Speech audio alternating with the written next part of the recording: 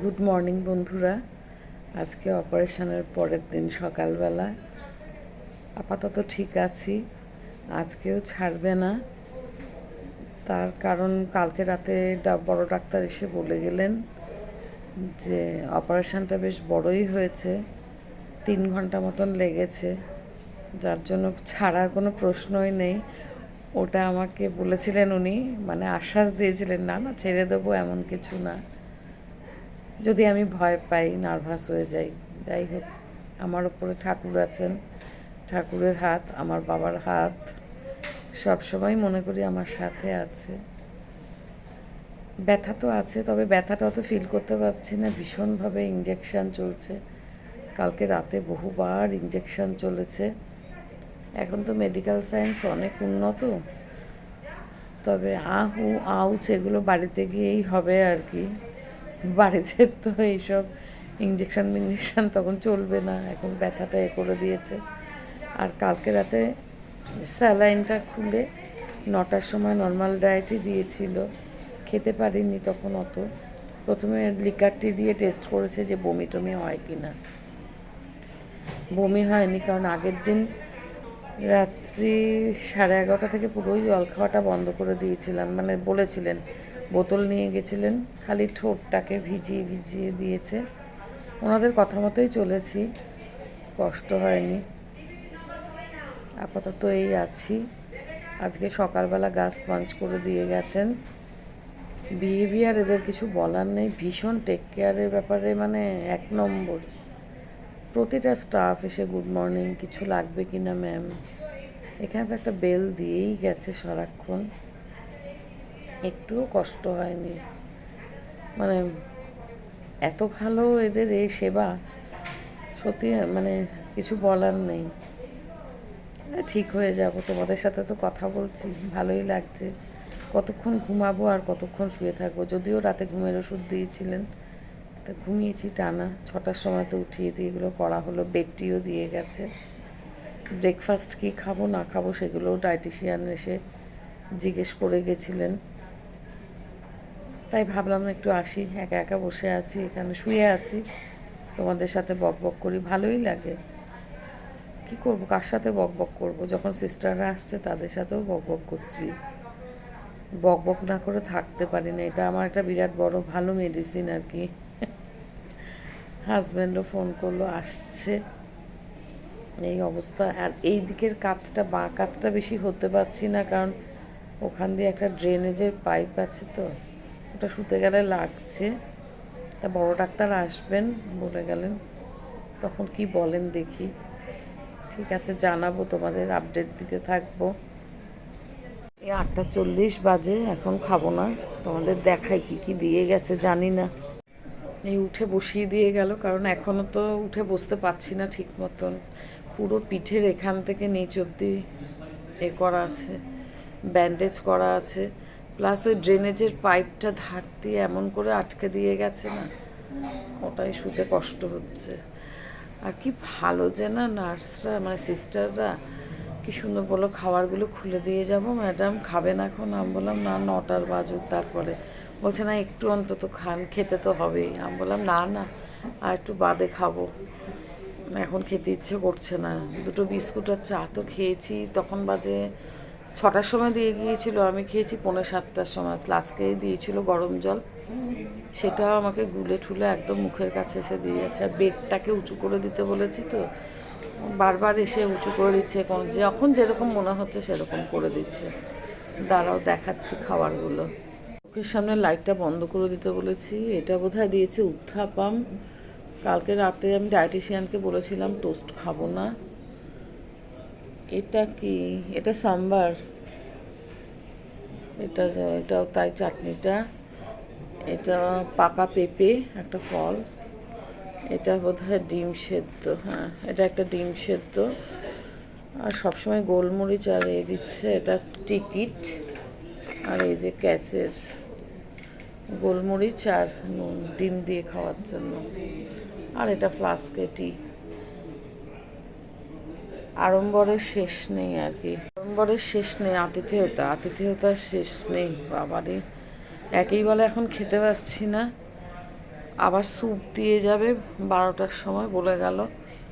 ডায়েটিশিয়ানরাও বারবার আসছেন, এসে এটা কি ভালো লাগছে মুখে, কিছুই ভালো লাগছে না। বাড়িতে গিয়ে এগুলো দিলে পরে ঠিক আছে, এখন একটা ফোঁটাও ইচ্ছে নেই।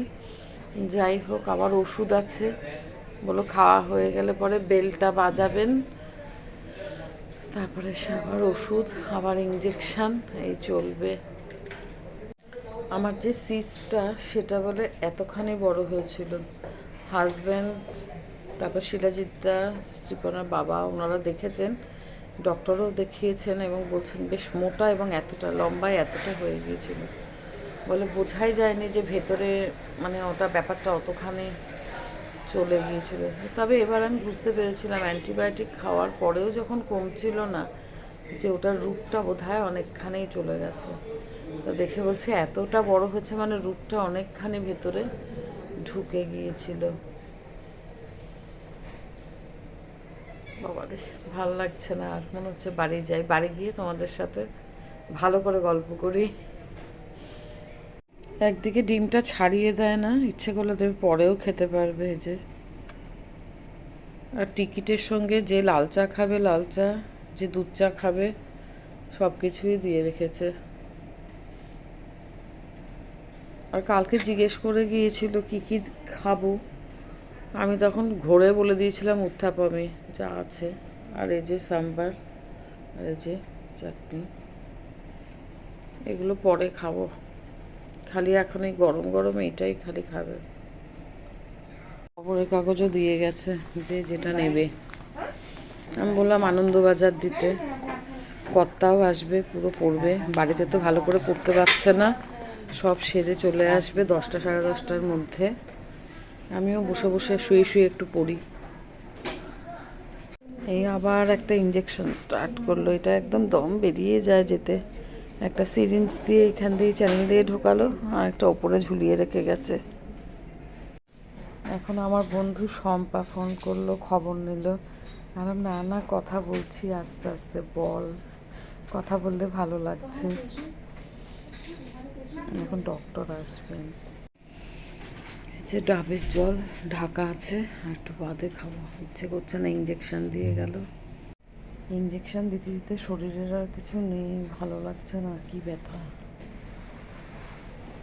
এই যে আরেকজন চলে এসেছে সকালবেলা, ভাসুর এসছিলেন, চলে গেল। এখন আরেকজন ডক্টরও এসে দেখে গেলেন, দেখা যাক কি মনে হয় ছাড়বে আজকে। বলছে তো যে বড় ডাক্তার না আসলে উনি ফাইনাল, উনি যা বলবেন সেটাই হবে।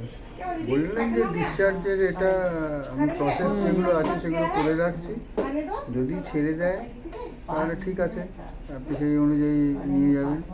আর আরেকটা আমি বললাম যে ড্রেনেজ একটা করা আছে, সেই ড্রেনেজের ব্যাপারে গিয়ে বলে তাই নাকি ড্রেনেজ করা আছে? হ্যাঁ, আচ্ছা দেখে আমি যদি বলেন ডক্টর, তাহলে আমি ড্রেনেজটাকে আজকে ক্লিয়ার করে দেবো, ওটাকে উঠিয়ে দেবো, ঠিক এই বলে। দেখি, আজকে ডক্টর এসেছিলেন দুপুরবেলা, দেখলেন, দেখে বললেন যে কালকে ছাড়বেন, বলো কালকে ডিসচার্জ করে দেবো। সকালবেলায় ভাসুর এসেছিলেন, এখন শ্রীপনার বাবাও এসেছিলেন, এতক্ষণ বেশ গল্প টল্প করে কেটে গেল, চলে গেল ওরা। আমার হাজব্যান্ড বললো সেই সকালবেলা এসেছে তো, বললো চলে যাই, টায়ার্ডও তো হয়ে যায়। আমি বললাম যাও, এখানে একটুখানি শুয়ে রেস্ট টেস্ট নিয়েছিল। তারপরে দুজনে মিলে, আমরা তিনজনে মিলে একটু গল্প টল্প করলাম। আর আমি তো এরকমভাবে রয়েছি, এই সাইডটা বেশি ফিরতে পারছি না, কারণ এখান দিয়ে এই ড্রেনেজের একটা পাইপ গেছে। তা ডক্টর বললেন এটা কালকে সকালবেলা মানে ওই ড্রেনেজ যে করেছে যেটা, সেটা খুলে দেবেন, তারপরে সব বলে দেবে আবার কবে এসে কী করতে হবে না করতে হবে। একদম ভালো লাগে না এই বন্দি দশা, সত্যি।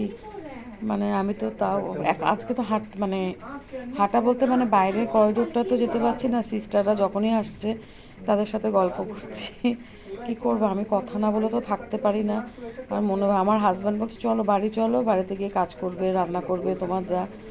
আর আমি ইয়ার্কি মারছে বসে বসে। এইটা সবার আগে খুলুক, আর পারছি না, এখনও ইঞ্জেকশন চলছে। যাক দেখি কালকে হয়তো বাড়িতে গিয়ে পৌঁছাতে পৌঁছাতে 2-3টে হবে, জানি না কটা হবে। তা বললো সব রেডি আছে, কালকে 11টার পর আসুন। মনটা আনন্দে ভরে উঠছে, মনে হচ্ছে কতদিন সূর্য চন্দ্র কিছু দেখি না, বাড়ি দেখি না। 3টে দিন কেটে গেল বলো। কালকে বাড়ি যাই, তারপর তোমাদের সামনে আসবো। আজকে এতটুকুন দিলাম।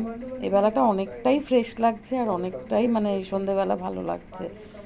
ঘুমটা তো ঠিক মতন মানে ঘুমের ওষুধ দিচ্ছে রাতের বেলা, খুব ভালো কালকে ঘুমিয়েছি, পরশুদিনও তাই ঘুমের ওষুধ ছিল। আর হসপিটালে কি ঘুম হয়? বারে বারে এসে প্রেশার চেক করা, এই করা, এগুলো তো থাকেই। সকালবেলা 6টার সময় তুলে দিয়েছে, দিয়ে তখন সুগারের টেস্ট, হ্যানা টেস্ট, ত্যানা টেস্ট, তারপর ব্রাশ করিয়ে দিয়েছে। এইসব তো চললো। যাই হোক, দুপুরবেলা একটুখানি ঘুমিয়েছিলাম, অল্প একটুখানি। তারপরে তো সমানে খাবার দিতে আসছে, এত খেতেও পারা যাচ্ছে না সমানে। আর ডায়েটিশিয়ান আসছেন, কি খাবেন, মুখে কোনটা ভালো লাগছে, কিছুই ভালো লাগছে না, বাড়ি যেতে ইচ্ছে করছে। এই অবস্থা। ঝগড়া করি, ঝাঁটি করি, ছেলেদের সাথে গল্প করি, বাবা বাড়ি খাটি, এই দশা, বন্দি দশা। ঠিক আছে, আজকে এই পর্যন্তই। তোমাদের সব খবরাখবর দিলাম। এর মধ্যেও সবাই ভালো থেকো। টাটা।